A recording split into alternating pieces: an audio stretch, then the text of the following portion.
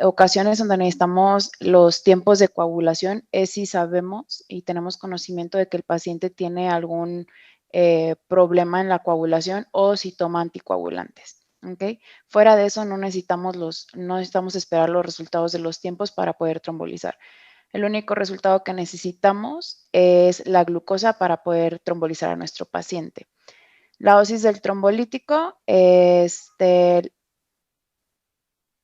lo puse mal, perdón. La dosis es de 0.9 miligramos por kilo con dosis máxima de 90. Aquí le puse 2 veces de 100, pero la dosis máxima es 90 miligramos, ¿ok? El límite superior de TEA para realizar trombolisis es de 185-110 para poder iniciar la trombolisis y posterior hay que tener la TEA por debajo de 180-105, ¿ok? Pero el límite superior para iniciar trombolisis es 185-110. Y el principal factor de riesgo para EBC es hipertensión. A ver. Pero sí, creo que hay muchos médicos que no estuvieron la vez pasada. Entonces, les voy a pedir que me pongan su nombre, el correo, así como están poniendo los demás en el chat. Y vamos a ver la fase aguda y postaguda de LBC.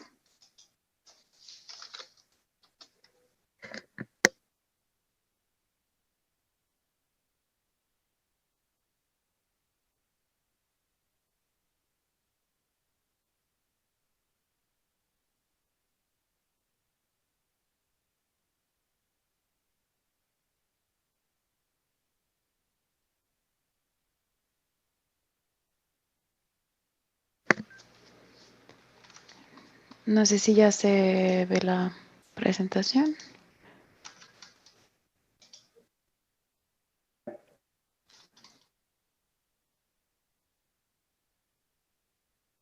¿Con la presentación completa o con notas? No, completo. Va, gracias. Bueno, vamos a ver la fase aguda. Bueno, las principales causas de muerte al haber tenido el EBC, pues las principales son causas cardíacas, causas respiratorias y en sí el EBC primario, ¿no? Entonces, en la fase aguda y en la fase postaguda nos concentramos mucho en disminuir el riesgo de muerte y discapacidad por estas causas, por las causas cardíacas, por las causas respiratorias y por el EBC primario. Y también vamos a ver más al ratito un poquito de prevención secundaria para el ictus recurrente. Como vimos la vez pasada, nosotros dividimos en 4 fases el manejo del ictus agudo del paciente. En la fase prehospitalaria, desde que el paciente inicia los síntomas hasta que llega a la puerta de nuestro hospital. En la fase hiperaguda, que fue la que vimos la vez pasada, desde que el paciente llega a la puerta de nuestro hospital hasta la primera hora en que ya deberíamos de estar trombolizando a nuestro paciente. Y la fase aguda y postaguda, que son las que vamos a ver ahora, en la fase aguda, desde esa hora posterior en que ya se inició la trombolisis hasta 24 horas que el paciente ingresó a nuestro hospital, y la postaguda de las 24 a 72 horas. En la fase aguda, pues aquí el paciente todavía está en riesgo de que sufra, se nos complique por infarto cerebral, y para evitarlo hay que estar monitoreando su estado neurológico constantemente, ¿no? Porque el paciente nos puede llegar por un EBC isquémico y al momento de trombolizar puede convertirse en un EBC hemorrágico, ¿no? Y esto lo vamos a detectar vigilando su estado neurológico. Entonces es importante estar en constante apego. Y tenemos que iniciar a reducir el riesgo de muerte por posibles causas cardíacas o causas respiratorias. Entonces, bueno, lo veíamos ahorita. Al inicio, la principal causa de muerte en los primeros 7 días es por el ictus inicial. Inclusive el primer mes es el ictus inicial. Posteriores es causas pulmonares y causas cardíacas, ¿no? Pero esto se va cambiando conforme pasa el tiempo y los pacientes empiezan a tener problemas cardíacos y problemas respiratorios que llevan a la muerte o a la discapacidad, ¿no? Entonces, hay que estar monitorizando neurológicamente al paciente, hay que prevenir la muerte cardíaca, checando los marcadores cardíacos y teniendo una monitorización cardíaca constante durante el internamiento, y también la prevención de muerte por causas respiratorias, ya sea por neumonías o alguna otra infección. Y esto lo podemos prevenir no dando nada al paciente por vía oral sin que se haya hecho un test de disfagia, un test de deglución, para evitar que el paciente se vaya a broncoaspirar. Otra cosa que hay que estar revisando constantemente es la hipertermia, porque pues es una indicación de que hay una posible infección. Y bueno, esto es lo que durante que el paciente está hospitalizado es lo que debemos estar al pendiente del paciente: su temperatura corporal, estado neurológico, su balance de fluidos, la presión sanguínea, los cuidados, como ya les comenté, pulmonares y la glucosa. Y vamos a empezar un poquito con el deterioro neurológico.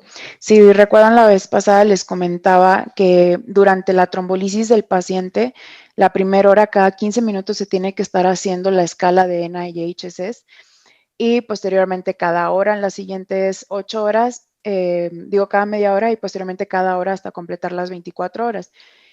Y bueno, les comparto la imagen. En la página que tenemos nosotros de la iniciativa Angels, tenemos la certificación del NIS, para que ustedes puedan capacitarse, hacer esta certificación, y es completamente gratis, y que puedan aplicar la escala con sus pacientes, ¿ok? Sí, es importante que si esta es la escala que utilizamos a la hora en que llega el paciente a la sala de urgencias, es la misma escala que debemos estar utilizando para monitorear el estado neurológico del paciente.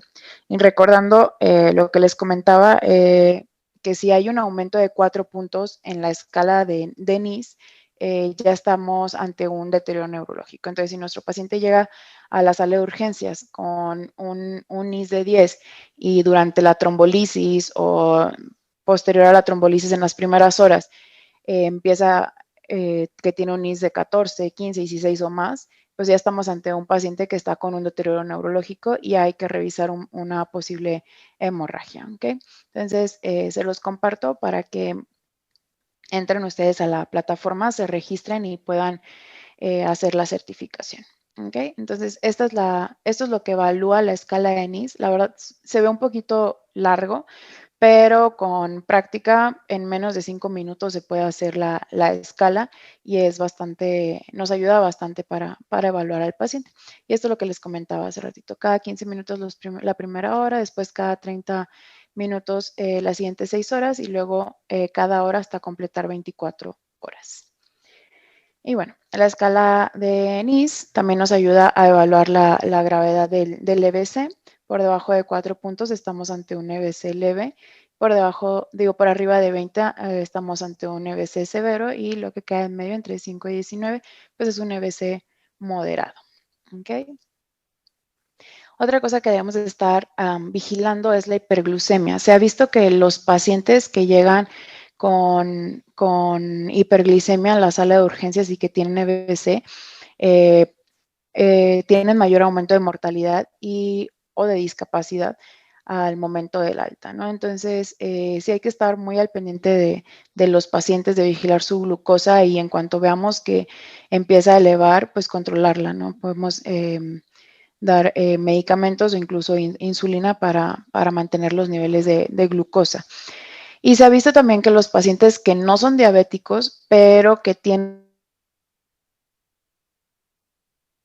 en las primeras horas que llegan al hospital, tienen mayor probabilidad de morir que aquellos que no son hiperglicémicos. Entonces, sí hay que estar teniendo cuidado, aunque no sean diabéticos, pero si tienen los niveles altos de glucosa en nuestra sala de urgencias, hay que controlar esa glucosa.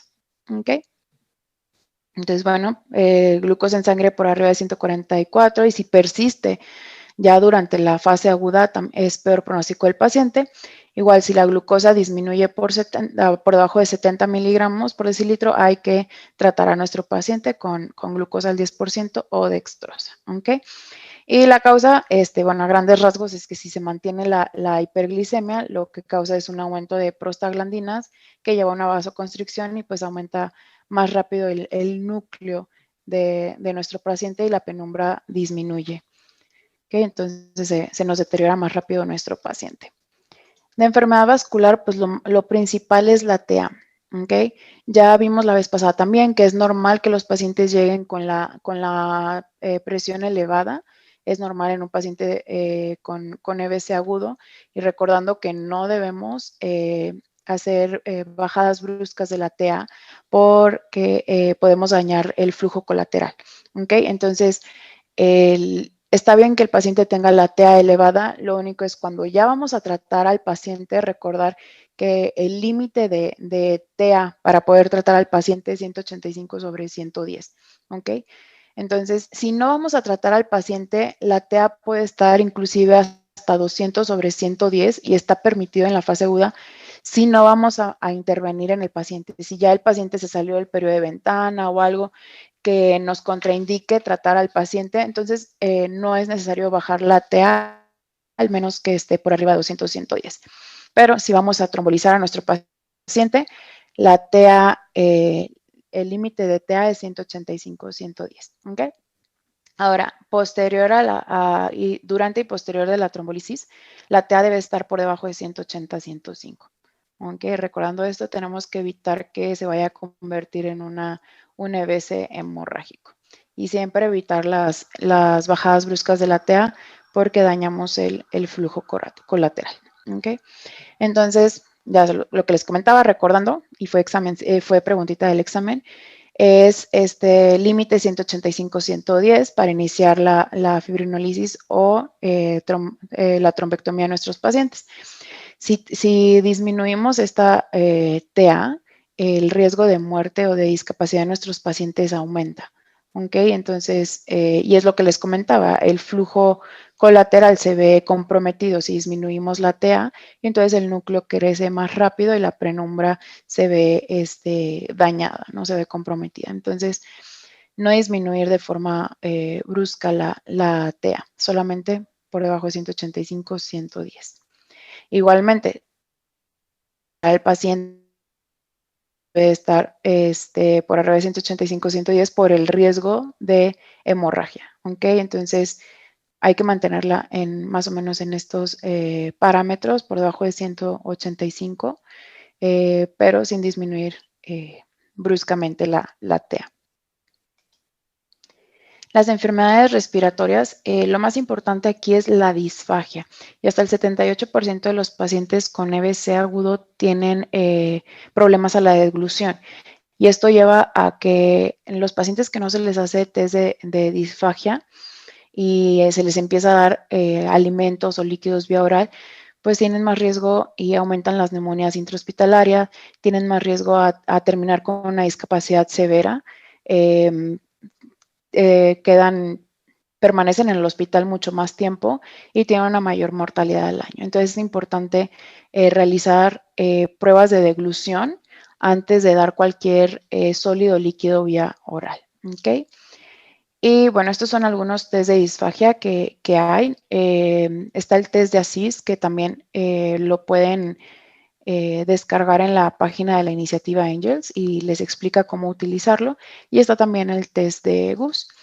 Y de igual forma, aquí en la página de Angels, en la fase postaguda, viene para seleccionar toda la formación sobre la disfagia y hay dos.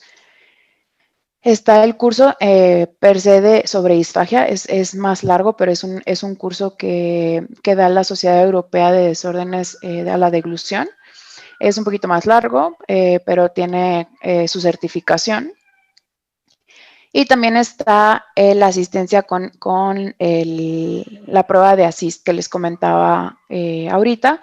Viene el paquete de educación que pueden descargar la presentación para que aprendan ustedes a hacerlo. Es sencillo y pueden descargar también el formulario para tenerlo a la mano. ¿Okay?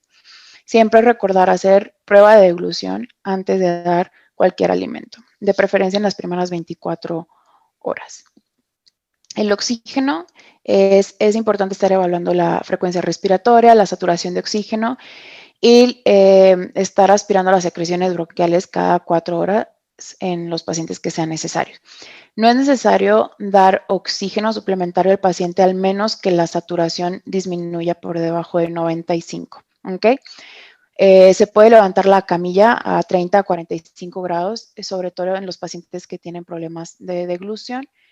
Y bueno, aspirar lo que les comentaba, secreciones bronquiales, y si no hay hipoxemia, no hay por qué dar tratamiento preventivo con oxígeno. ¿Okay? La fiebre también es importante estarla monitorizando. La fiebre durante las primeras 24 horas tras hospitalización está asociada con el doble probabilidad de mortalidad a corto plazo. ¿Okay? Entonces hay que estar muy al pendiente de estar revisando la fiebre de nuestros pacientes porque es un indicador de una infección. Y esto es porque el EBC no solamente actúa a nivel local en el cerebro, sino también a nivel sistémico nos lleva a una inmunosupresión que nos lleva a una infección en nuestros pacientes. Y normalmente son infecciones respiratorias. ¿Okay? Entonces hay que estar muy al pendiente de si los pacientes presentan fiebre para controlar la fiebre y revisar cualquier posible infección. ¿Okay? Bueno, esa es la parte de la fase aguda. Les voy a dar ahora la fase postaguda.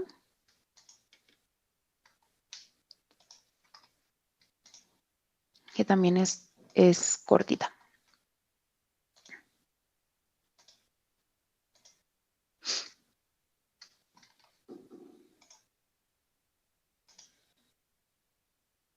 No. Bueno, en la fase posaguda, lo que les comentaba hace ratito, cubre hasta las 72 horas en que el paciente está en nuestro hospital, ¿ok? Desde que ingresó desde la hora posterior a la trombolisis hasta 72 horas, ¿ok?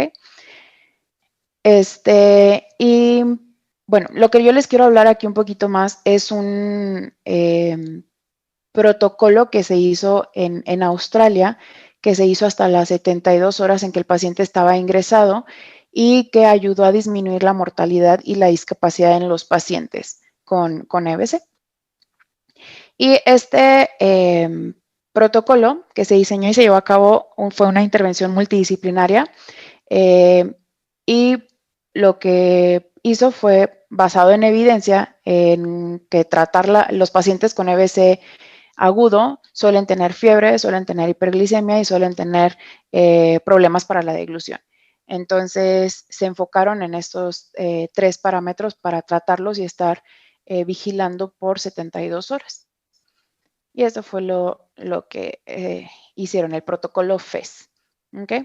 Se estuvo revisando la temperatura de 4 a 6 horas por 72 horas. Si la fiebre aumentaba por arriba de 37.5, se daba paracetamol.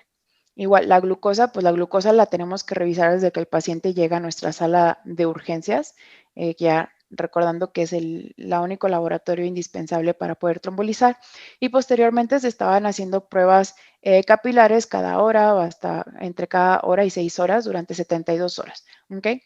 Se trataba al paciente, dependiendo si era diabético o no diabético, se le daban solución salina y si ya subía por arriba de 288 en los no diabéticos o por arriba de 198 en diabéticos, se les administraba insulina. ¿Okay? Y la prueba de glución se tenía que hacer dentro de las primeras 24 horas en la unidad de ictus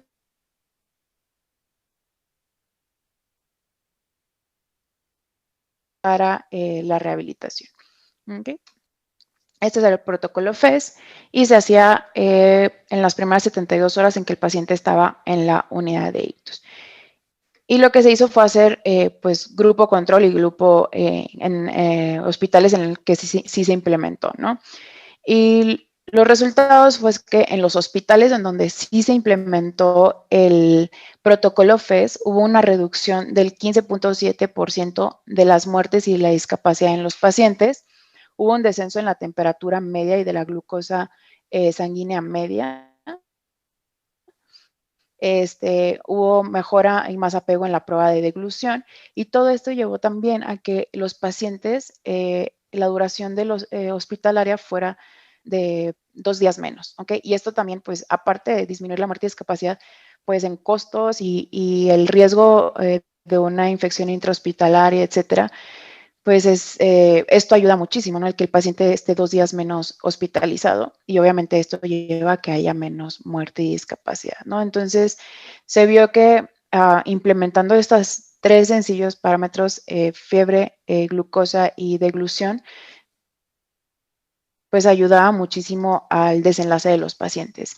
Viéndolo en una pirámide de la importancia clínica, pues tratar a los pacientes con trombolisis más trombectomía, pues disminuye la muerte y discapacidad en un 31%, la hemicranitomía en un 23%, realizar la trombolisis dentro del periodo de ventana en un 10%, contar con una unidad de ictus en el hospital tenía su importancia, disminuía en un 5% y la aspirina en un 1%. Y aquí es en donde entra el protocolo FES, porque disminuía la mortalidad y discapacidad en un 15.7%. Entonces, sí tiene una en nuestros hospitales y puede mejorar la calidad de vida y salvar la vida de muchos, muchos pacientes, ¿ok? Y posteriormente se hizo un protocolo con los mismos pacientes, el mismo CASC que vimos al principio, pero fue un protocolo de seguimiento con un seguimiento, una mediana de tiempo de 4.1 años, para ver si las intervenciones que se habían hecho al principio en el protocolo FES también disminuían a largo plazo la mortalidad en los pacientes. Y se vio que en los pacientes en donde se había aplicado el protocolo FES, presentaron un 20% menos de probabilidades de morir que en los que no se aplicó el protocolo FES. ¿Okay? Entonces, esta es una estimación de Kaplan-Meier de la supervivencia, en donde hubo mayor supervivencia a largo plazo en el grupo de intervención versus el grupo control. Y la conclusión de este protocolo es que este protocolo multidisciplinario, que sobre todo se hacía por el personal de enfermería en los pacientes hospitalizados, en donde se trataba fiebre, glicemia y disfagia, redujeron la muerte y discapacidad a corto plazo, a 90 días, pero también se vio que podían reducir la mortalidad a largo plazo, ya después de que los pacientes salen de la unidad de ictus. Posteriormente también se implementó en Europa, junto con la iniciativa Angel, se empezó a implementar en todos los hospitales en donde se estaba capacitando. Y más o menos prácticamente igual, se estaba monitorizando la temperatura, se trataba con paracetamol si aumentaba por arriba de 37.5 grados. La glucosa se administraba insulina ya si aumentaba por arriba de 180 grados. Esto es un poco diferente que lo que hacían en Australia. Y pues igual, la prueba de deglución se tenía que hacer dentro de las primeras 24 horas. ¿Okay? Y la idea es que, bueno, nosotros en Angels aquí en México es que también todos los hospitales que nosotros capacitamos en la atención de los pacientes con EBC también empiecen a aplicar el protocolo FES. Obviamente toda la atención que vimos de la parte aguda de la revisión, pero también este protocolo FES durante 72 horas en los pacientes para disminuir el riesgo de muerte y de discapacidad en nuestros pacientes. ¿Okay? Y bueno, esta es allá de Australia, donde pueden tomar también la certificación. Y bueno, esa es la parte de la fase aguda y postaguda. El doctor Armando me acompaña y él les va a dar la parte de prevención secundaria y ataque isquémico transitorio.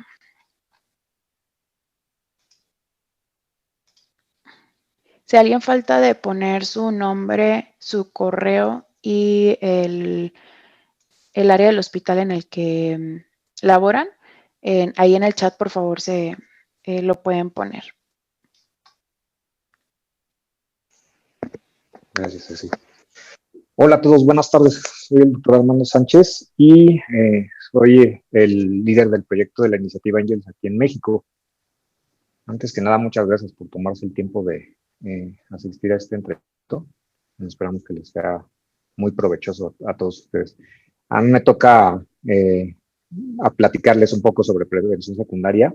Si bien este es un tema que quizás para los médicos en urgencias pues, pudiese parecer no tan relevante, sobre todo porque ustedes están más enfocados en el periodo hiperagudo, pues también vale la pena que lo conozcan, porque incluso si ustedes pueden comenzar a implementar este tipo de acciones una vez que el paciente está estable, eh, y detonan desde urgencias todas estas acciones de prevención secundaria, puedan ayudar muchísimo, tanto al personal que se va a encargar de la hospitalización y al egreso. Entonces vamos a comenzar. Algunas cosas que ya ustedes saben muy bien. A nivel mundial, el infarto cerebral se va a repartir en distintas proporciones. En este caso, a nivel mundial, se sabe que el infarto cerebral, perdón, que el infarto cerebral constituye el 80% de los casos de enfermedad cerebral, vascular cerebral. El otro 20% se lo van a repartir las hemorragias, 15% las intraparenquimatosas y 5% las subaracnoideas. Pero eso es a nivel global. Aquí en México pasa algo distinto. En México las hemorragias tienen un mayor porcentaje, particularmente como ustedes ya saben, la hipertensión arterial es el principal factor de riesgo para EBC, particularmente para el hemorrágico. Entonces, como en México es muy prevalente la hipertensión arterial, eso hace que acá sean más prevalentes las hemorragias. Se van como a un porcentaje entre 65 o 35, más o menos, en México. Bueno, además de esta clasificación, a grosso modo, de infartos y hemorragias, podemos encontrar otro tipo de clasificaciones. Por ejemplo, el infarto cerebral se puede subclasificar de acuerdo a las etiologías. Esto que ustedes ven aquí es la clasificación de Toast. Y la clasificación de Toast lo que hace es estratificar las distintas etiologías del infarto cerebral. Es una forma de clasificar el infarto cerebral. Entonces, estos son los grupos en los que se clasifica. La aterosclerosis de grandes arterias son subtipos etiológicos. Entonces, tenemos la aterosclerosis de grandes arterias, el cardioembolismo. Vean ustedes cómo representa casi entre una quinta y tercera parte de los casos de EBC. Y pues muchos pensarían que, si bien es cierto, la principal causa, ¿no? Acá les ponemos algunos otros ejemplos como la cinesia ventricular, el foramen oval permeable, eran émbolos sépticos, pueden ser otra causa.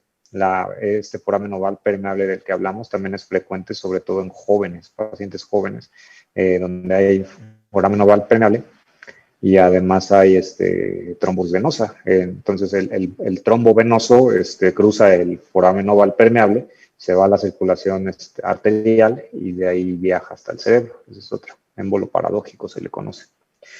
El infarto lacunar, que es causado por una lesión de pequeño vaso, las arterias ventrículo estrelladas, generalmente, que se encuentran a nivel de los núcleos de la base.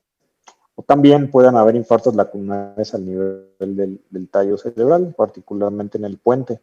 Estas son lesiones causadas por la hipertensión arterial. Son pequeñas arterias donde el flujo ya de por sí, por ser tan pequeñas, es turbulento. A la hora de que ustedes le suman la hipertensión arterial, el flujo se vuelve más turbulento y comienza a haber lesión endotelial que al final del día termina lastimando todo el vaso y ahí es cuando se genera el infarto. Otras etiologías que son las menos, pero que también suman a la totalidad de los casos, pues por ejemplo, ya mencionábamos hace ratito, ¿no? Trastornos de la coagulación, disecciones arteriales o las mismas vasculitis, ¿no? Y tenemos un último grupo que es el de los indeterminados. A su vez se va a dividir en tres grupos. El primero es aquel infarto cerebral que se le hizo un abordaje diagnóstico completo y se encontraron más de una causa probable del EBC. Podemos pensar a un paciente que le dio un infarto cerebral y a la hora de que lo estudian le hacen un electrocardiograma y trae patrón de FA, pero adicional a eso le hacen un angiotac o un Doppler carotídeo y se encuentran con que tiene una estenosis carotídea importante, ¿no? Entonces no se sabe cuál de los dos fue el que causó el EBC. Ese es un tipo de infarto indeterminado. Se estudia y se encuentran más de una causa. Otro tipo es aquel en donde no se estudió, o sea, no se le hizo un abordaje etiológico, no se le pidió electrocardiograma, no se le hizo una imagen de vasos intra y extracraneales y por esa razón no se supo qué le pasó. Ese es otro tipo de infarto indeterminado. Y el último es aquel que sí se le estudió bien completamente, pero a pesar de eso no se encontró la causa, ¿no? Que son los famosos criptogénicos, que ahora ya se les conoce, bueno, desde hace un rato se les conoce como ESUS, ¿no? Bueno, hay 3 pilares en la prevención secundaria del EBC. Nos vamos a ir con la terapia antihipertensiva, la disminución del colesterol a través de las estatinas y la terapia antiagregante con aspirina. Aunque ya sabemos que hay otros antiagregantes que también funcionan, por ejemplo, el clopidogrel. Les vamos a mostrar ahorita los estudios que fueron pivote para demostrar que estas terapias pueden ayudar a disminuir casos recurrentes de EBC. En este caso, este es el estudio PROGRESS.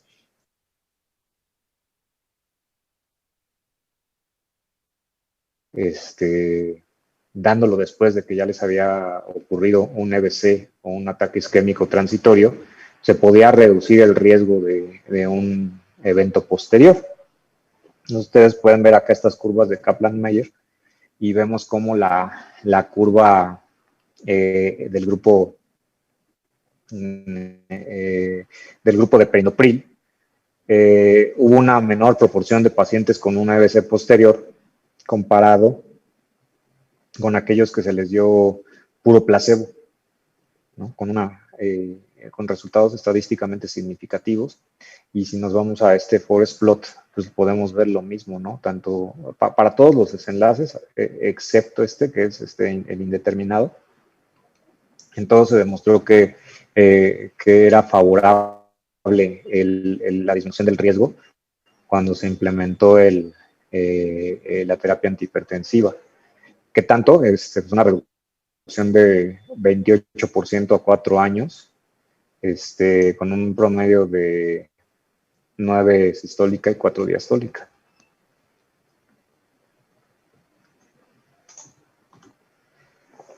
El siguiente que vamos a ver es el estudio Sparkle.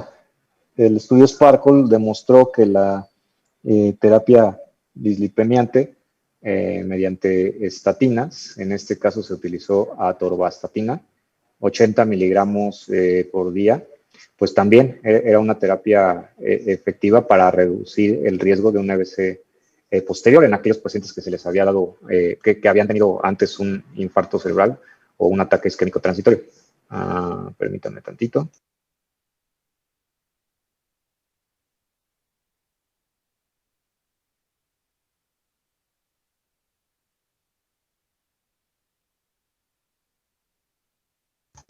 Ya, les decía que en este estudio algo que llamó la atención fue que al paciente se le tenía que controlar los niveles de LDL, pero había que mantenerlos en un rango. O sea, la idea es que el paciente tenga niveles de LDL menor a 100 miligramos por decilitro, pero no se podía bajar de manera indiscriminada los niveles de LDL. Se demostró que por debajo de los 70 miligramos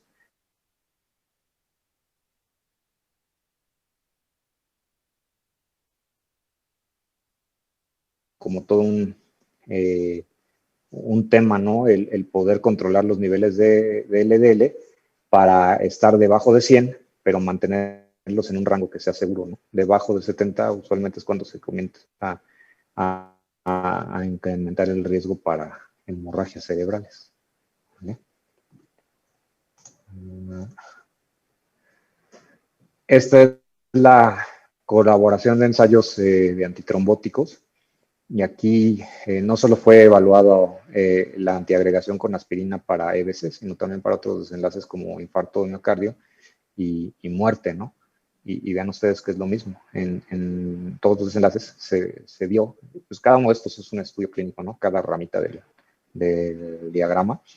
Entonces, en todos estos, si ustedes se dan cuenta, fue favorable con un mejor desenlace, perdón, la terapia con antiagregación que un desenlace desfavorable. Se determinó que la dosis podía ir de 75 hasta 325 miligramos por día. Más allá de eso, pues no confieres un mayor beneficio y sí generas riesgo de efectos gastrointestinales adversos. Usualmente lo que se les deja son 100 miligramos de aspirina, ¿no? Este estudio también está interesante. Este salió apenas el año pasado y se llama el estudio Thales. El estudio Thales lo que hizo fue buscar probar que la doble antiagregación con ticagrelor y aspirina era superior a la monoterapia con aspirina para prevenir el riesgo de un EBC o un ataque, de un EBC posterior a un EBC isquémico o un ataque isquémico transitorio. Como antecedente, hubo un estudio hace como 6 años, 7 años, que se llamó Estudio Sócrates. Y el estudio Sócrates intentó probar la superioridad de ticagrelor solito contra aspirina en este mismo tipo de pacientes, ¿no? Pacientes que ya les había dado un EBC o un ataque isquémico transitorio. En ese estudio no se demostró la superioridad de ticagrelor. Entonces, posteriormente salió otro estudio que se llama CHANCE, que ahorita vamos a ver, donde se probó la superioridad de doble antiagregación con aspirina clopidogrel contra aspirina solita. Ahí hubo superioridad. Entonces, basándose en eso, los investigadores del estudio Sócrates se vuelven a reunir, pero ahora para buscar la superioridad de esta doble antiagregación, similar a la de aspirina clopidogrel, contra la monoterapia con aspirina. Y aquí salió positivo, ¿no? Como ustedes pueden ver en estas curvas de Kaplan-Meier, la incidencia de EBC en el grupo de doble antiagregación fue menor que en el grupo con la monoterapia. Acá está el estudio que les mencionaba, el estudio CHANCE. Este estudio se realizó en China, ¿no? Y lo mismo, trató de demostrar la superioridad de la aspirina clopidogrel contra la monoterapia con aspirina. Si ustedes dan cuenta en esta curva de Kaplan-Meier, lo que se busca es periodo libre de EBC en el transcurso del tiempo. Digan ustedes cómo hay mayor periodo libre de EBC en el grupo de la doble antiagregación.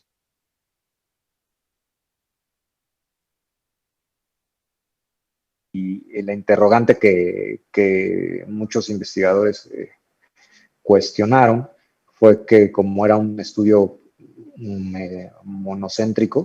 unicéntrico, perdón, pues que no era, pues no se sabía, ¿no? Si los resultados podrían extrapolarse a todas las poblaciones, porque también se analizaba que en la población china en particular tenían ahí eh, algunas características genéticas que hacían que hubiera un mayor metabolismo de estos medicamentos, ¿no? Entonces pensaban que por ahí podría ser que por eso le salió positivo el estudio, porque los chinos tenían ahí una forma de metabolizar distinta.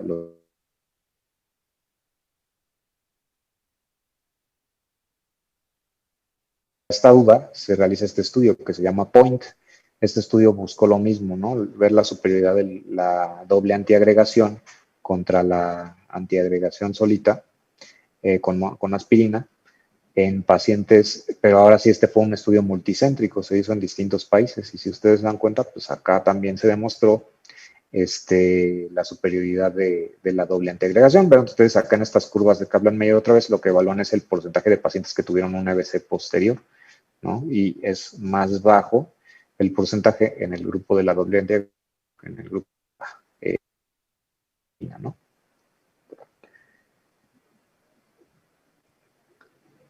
Ahora, respecto a los anticoagulantes, también sabemos que uno de los más utilizados es la warfarina. Sin embargo, desde hace tiempo, los nuevos anticoagulantes orales o los anticoagulantes directos han demostrado ser más eficaces. En este estudio, por ejemplo, se buscó demostrar la superioridad de dabigatran, que es un inhibidor de trombina, contra la warfarina en pacientes que tienen y 50 miligramos de dabigatran.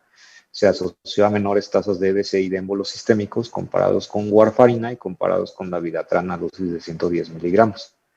Así como este demostró la superioridad, también el apixaban en este estudio demostró ser superior a warfarina. Por ejemplo, acá el desenlace primario, igual que en el estudio anterior, fue EBC o émbolos sistémicos. Y aquí, si ustedes pueden ver, el porcentaje de pacientes con el evento es menor en el grupo de apixaban que en el de warfarina. Y también los sangrados mayores fueron menores en el grupo de apixaban,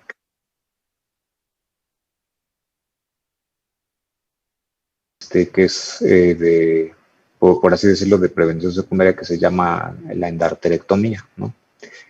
Esta terapia, esta intervención se demostró que tiene una mayor efectividad en aquellos pacientes que ya tuvieron un ataque isquémico transitorio o un EBC que no causó discapacidad y que adicional a eso se les documenta una estenosis carotídea,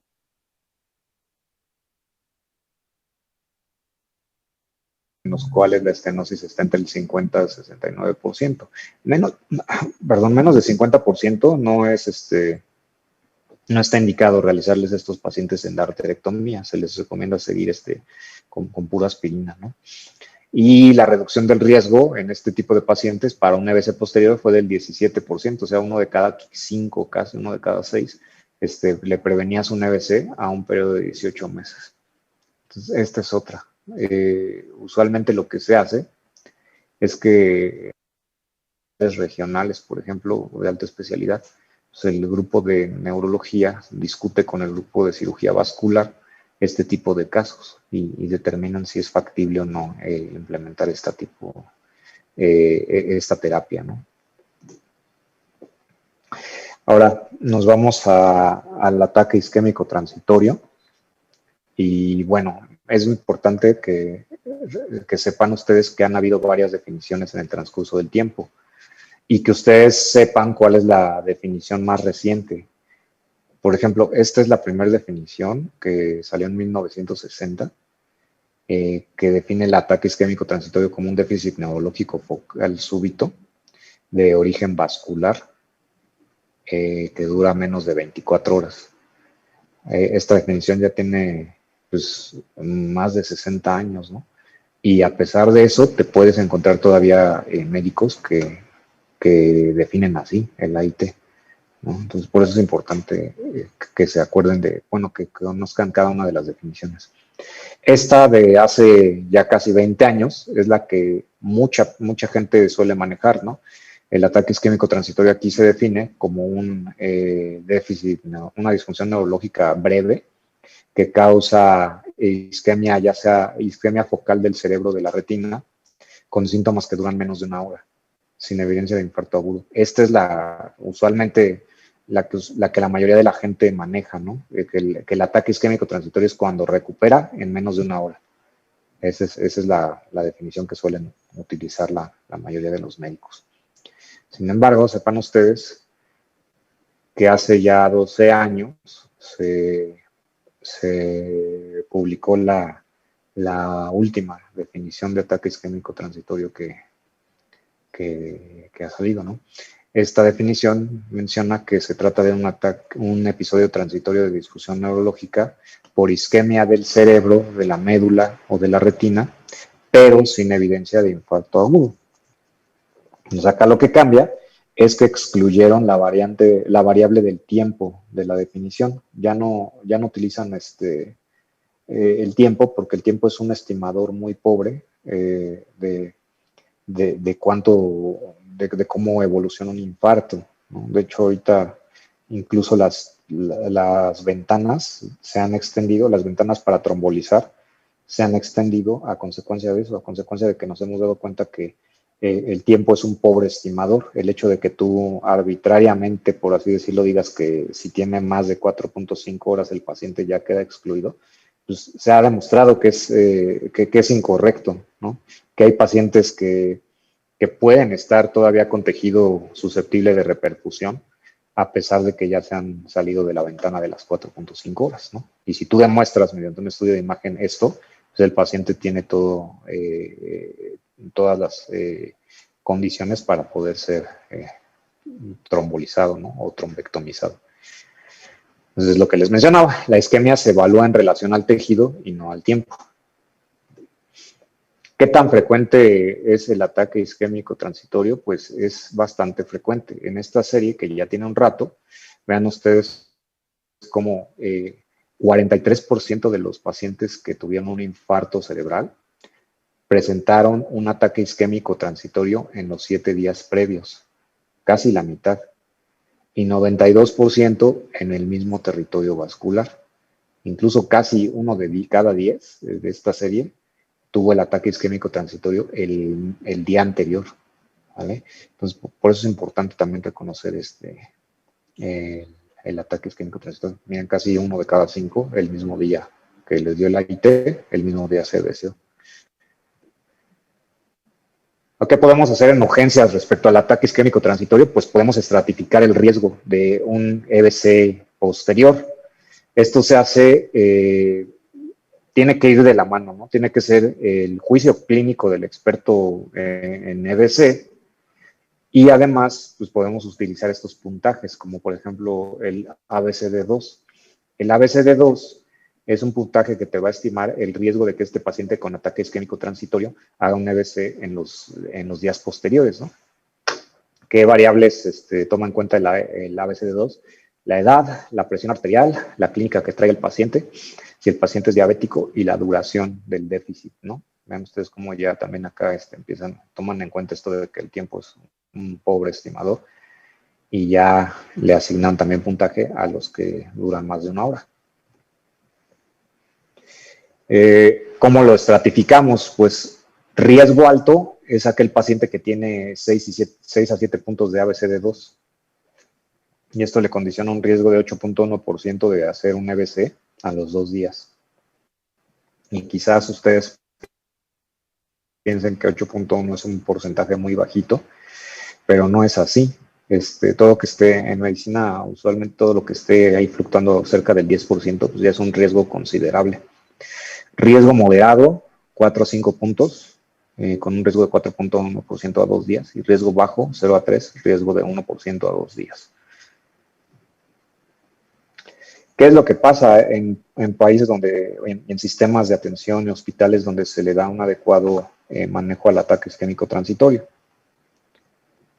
Este estudio se llama SOS-TIA y lo encabezó el doctor Amarenko, que es como el experto mundial en ataque isquémico transitorio. Entonces, en este estudio, todo paciente que llegara al hospital y en el cual se encontrara alguna de estas condiciones, se quedaba hospitalizado y se le estudiaba. No se podía ir a su casa, no se podía dar de alta y mucho menos el mismo día, ¿no? Se tenían que estudiar. ¿Cuáles son los criterios? Pues que el paciente tenga un alto grado de estenosis intra o extracraneal, lo cual implica que a un ataque isquémico transitorio se le tiene que hacer en el hospital, o sea, en urgencias, como parte del abordaje, una TAC, un angioTAC, para ver vasos intra o intracraneales, o bien un Doppler de carótidas o de arteria cerebral media para ver también esto, ¿no? Sobre todo la parte de las carótidas. Disminución del flujo de la arteria cerebral media, que implica que se les hace un Doppler de arteria cerebral media. Fuente cardioembólica potencial, o sea, paciente que tuviera válvula protésica, endocarditis, disección aórtica, síndrome coronario agudo o insuficiencia cardíaca congestiva. Cualquiera de estas condiciones era un indicativo para que se queden hospitalizados y se estudien. Y bueno, también otra cosa es que el AIT tenga una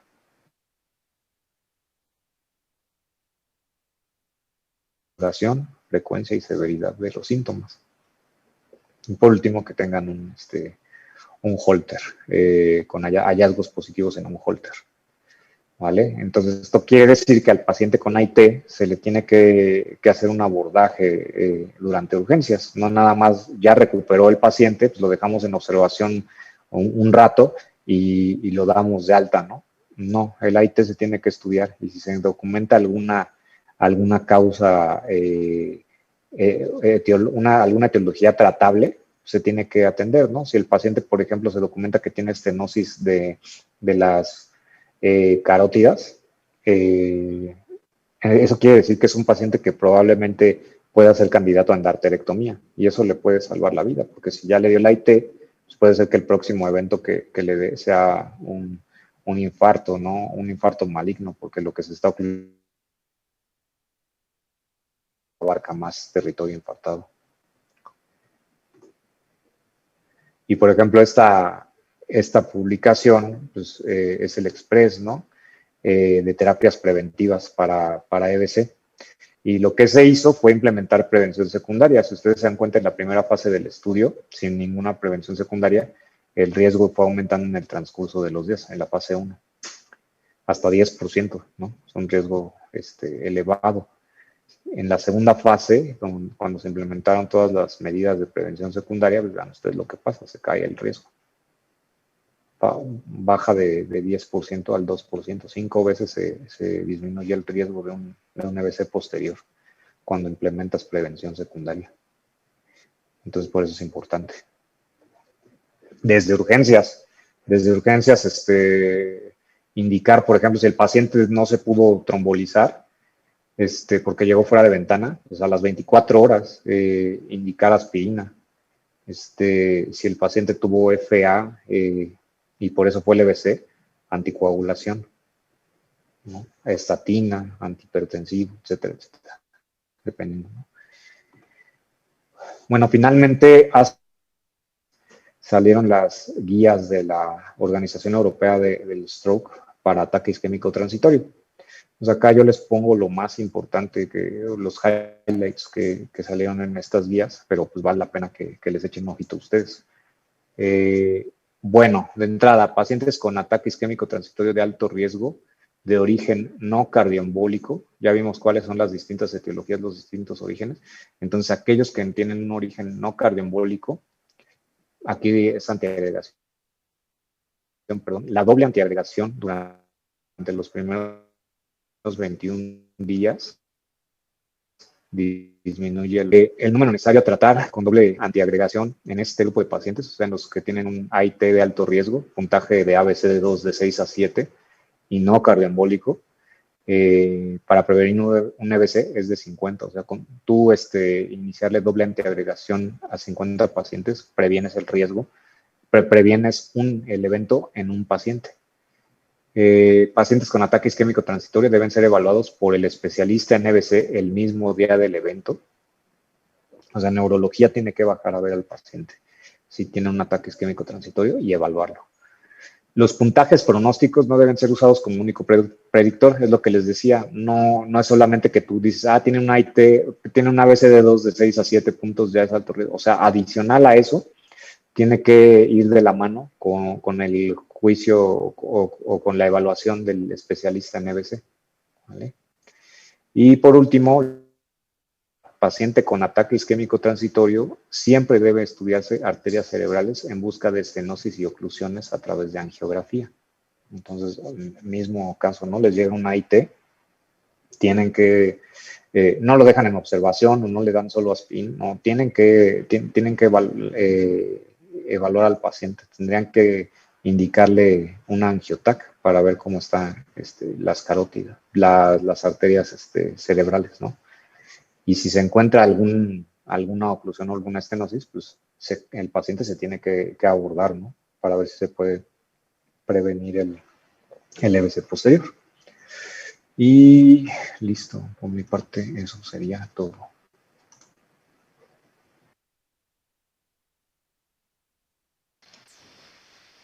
Muchas gracias. No sé si alguien tenga alguna duda, alguna pregunta, si no, para pasar al examen final. Si alguien tiene alguna pregunta, si quiere abrir su micrófono. Si alguien falta de poner su nombre, correo y área en el que labora en el chat, por favor. Creo que me faltan algunos. Buenas noches. Hola, buenas noches. Buenas noches. ¿Me escuchan? Sí, sí, doctor. La pregunta es, por ejemplo, en pacientes que ya diagnosticamos que tiene un evento vascular cerebral y ya tenemos los criterios para hacerle una trombolisis. El tratamiento posterior con la doble antiagregante plaquetario, ¿durante qué tiempo se le tendrá que dar? ¿O es un paciente que exclusivamente tenemos que manejarlo con anticoagulante por cierto tiempo de su evolución?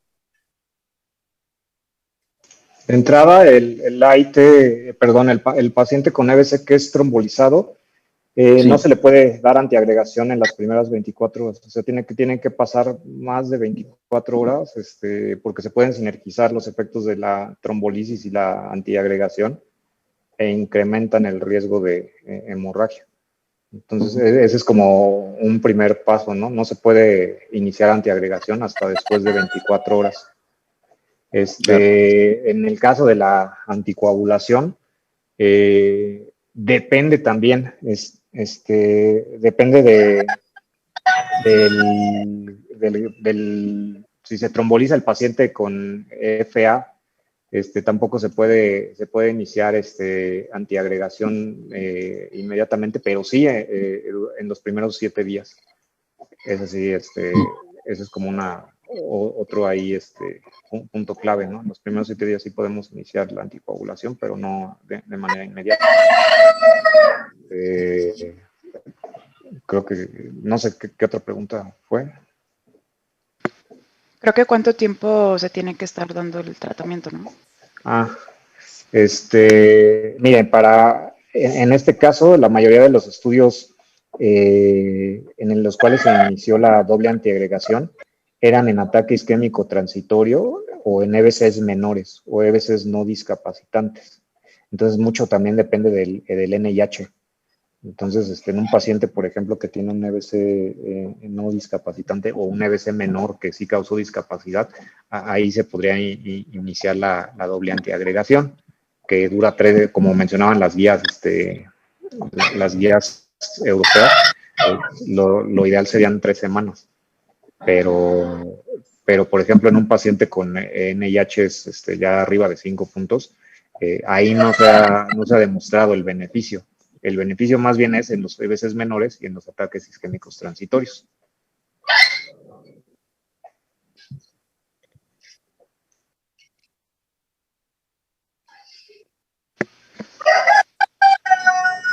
No sé si tenga alguna otra pregunta, doctor Alfredo.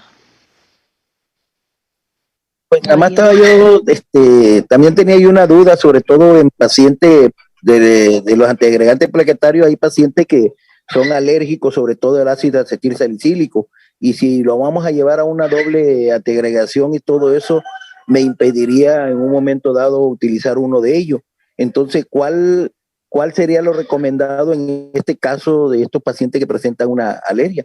Y sobre todo también los nuevos antiagregantes, anticoagulantes, que de alguna manera, bueno, la ventaja que tienen es que no vamos a tener un control sobre todo de INR como si utilizaríamos la vía oral de los acumarínicos. Entonces mi pregunta sería, en base a qué recomendaciones nos haría en este caso.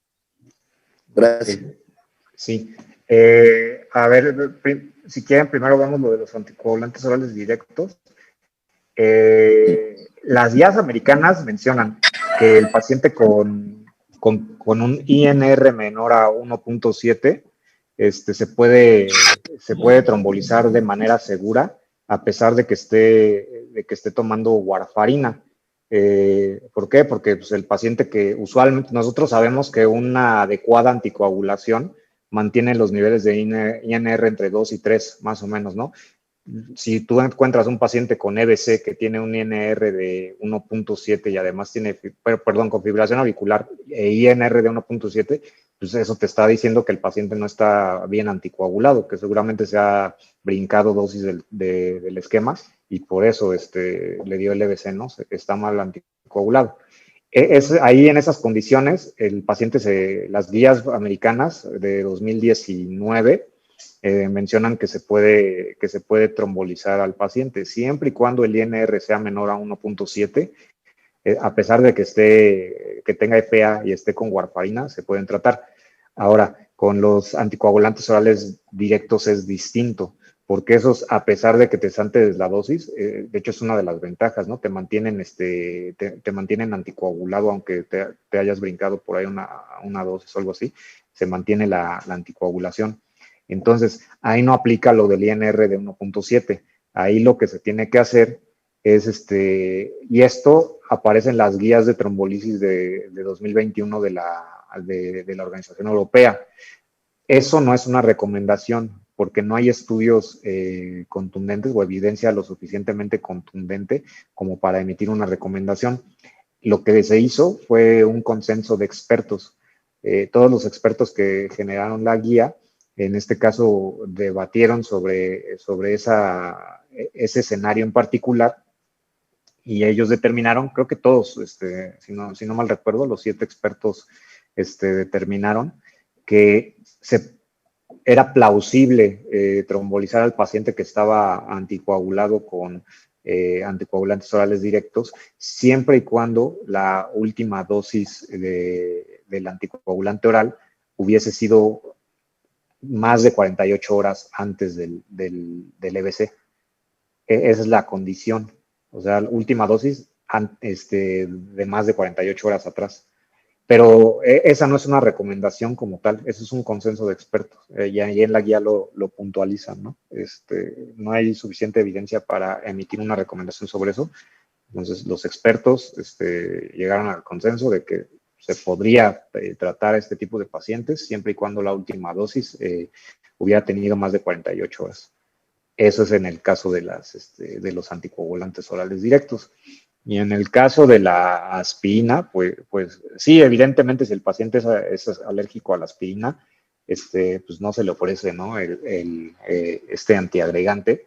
Y respecto a los otros que hay, como clopidogrel, como ticagrelor, les mencionaba, ¿no? El estudio Sócrates no encontró que fuera superior, que hubiera una superioridad de ticagrelor solito contra aspirina. Y me parece que es el mismo caso en clopidogrel.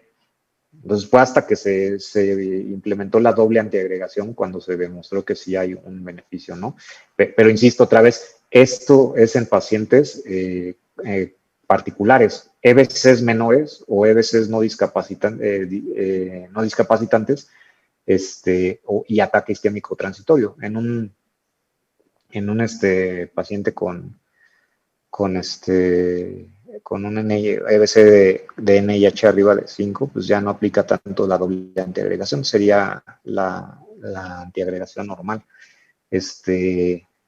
con aspirina. Y en caso de que no hubiera aspirina, o que no pudiera tomar la aspirina, pues ahí sí sería cosa de consultarlo con el equipo de neurología, a ver ellos qué plan proponen. Pudiese ser que le dicen que o sea, a falta de aspirina, pues pudiese iniciarse la prevención secundaria con clopidogrel o con ticagrelor. Pero eso ya, pues ahora sí que es criterio del doctor, del neurólogo que estaría ahí involucrado en el caso.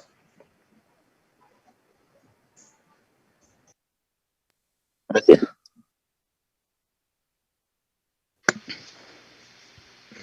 ¿Alguna otra duda? Si no, pasamos al examencito final.